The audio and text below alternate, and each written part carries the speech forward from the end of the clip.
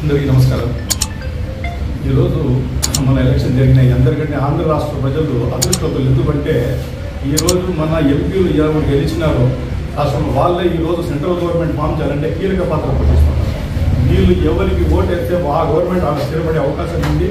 అదే కూడా జరిగింది కూడా. కాబట్టి ఇట్లా ఛాన్స్ మనకు వచ్చినప్పుడు మనకు ఒకటే ఆప్షన్ ఉంది. ఈసారికి నా స్పెషల్ స్టేటస్ ఆంధ్రాకు స్పెషల్ స్టేటస్ తెచ్చుకునేదానికి మన ఇప్పుడు ఉండే సీఎం చంద్రబాబు నాయుడు గారు పోరాడి అక్కడ ఖచ్చితంగా మనకు ఆంధ్ర రాష్ట్రానికి నితీష్ కుమార్ గారే ఉండాలి. నితీష్ కుమార్ గారు ఏమంటున్నారు, బీహార్కు మాకు స్పెషల్ స్టేటస్ ఇస్తేనే మా మద్దతు ఇస్తాము, మేము దాన్ని కంటిన్యూ చేస్తామని చెప్పి ఆయన ఆర్గ్యూ చేస్తున్నారు. దాని మీదే కట్టుబడి దాని మీద చర్చ కూడా జరుగుతాం. అదేవిధంగా మన సీఎం గారు కూడా ఈరోజు మనం చాలా అదృష్టవంతులు. ఎందుకంటే మన ఎంపీలు ఏ రకంగా ఓటేస్తే ఆ గవర్నమెంట్ సెంట్రల్లో ఫామ్ అవుతుంది. ఈ టైంలో మనము సెంట్రల్ గవర్నమెంట్ ఏది చెప్పితే చేసే ఛాన్సెస్ కూడా ఉన్నాయి. కాబట్టి మనం కూడా ఈసారి చంద్రబాబు నాయుడు దీని మీద ఖచ్చితంగా ఒకటి ముందేమో చెప్తా ఉన్నారు, స్పెషల్ స్టేటస్ కావాలని మనకు అని ముందు నుండి చంద్రబాబు నాయుడు చెప్తా ఉన్నారు. అన్ని పార్టీలు కూడా అట్లాగా జరిగిందంటే మా పార్టీ కూడా సంపూర్ణ మద్దతు దీనికి పలుకుతుంది. అందరూ కలిపి ఈసారి ఈ ఛాన్స్ మనకు ఆంధ్రాకు ఇట్లా మంచి అవకాశం ఇంకా జీవితంలో మనకు రాదు, వస్తుందో రాదో కూడా మన గ్యారెంటీ చెప్పలేము. కాబట్టి ఈసారైనా మనం అందరూ కలిసికట్టుగా పోరాడి స్పెషల్ స్టేటస్ ఆంధ్రాకు తీసుకుంటే అది వచ్చిందో మన రాష్ట్ర ప్రజల యొక్క భవిష్యత్తును కూడా మార్చే అవకాశం ఉంటుంది. చాలా మంది జీవితాలు కూడా దాని మీద బాగుపడతాయి. మన స్టేట్ పరిస్థితి చాలా బాగుపడతాయి.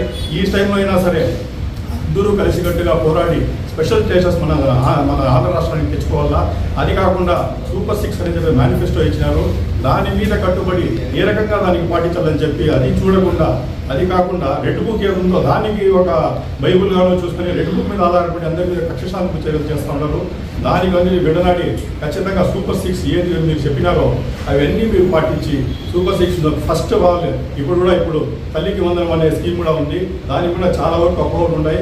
ఒక్కరికే ఇస్తామంటున్నారు. మళ్ళీ నిన్న మినిస్టర్ గారు ఏదో చెప్పి లేదు మేము ఇంకా దాని మీద ఇంకా క్లారిటీ రాలేదు చేస్తామని చెప్తున్నారు. కాబట్టి ఖచ్చితంగా మేము కోరుకున్నాం వైఎస్ఆర్ పార్టీ తరఫున మేమేం కోరుకున్నామంటే ఇంట్లో ఉండే ప్రతి ఒక్కరికి ఈ బిడ్డలకు ఏ రకంగా హామీ ఇచ్చినారో ఆ రకంగా ఖచ్చితంగా అందరికీ వచ్చేటట్టు చూడాలని కూడా కోరుకుంటున్నాము.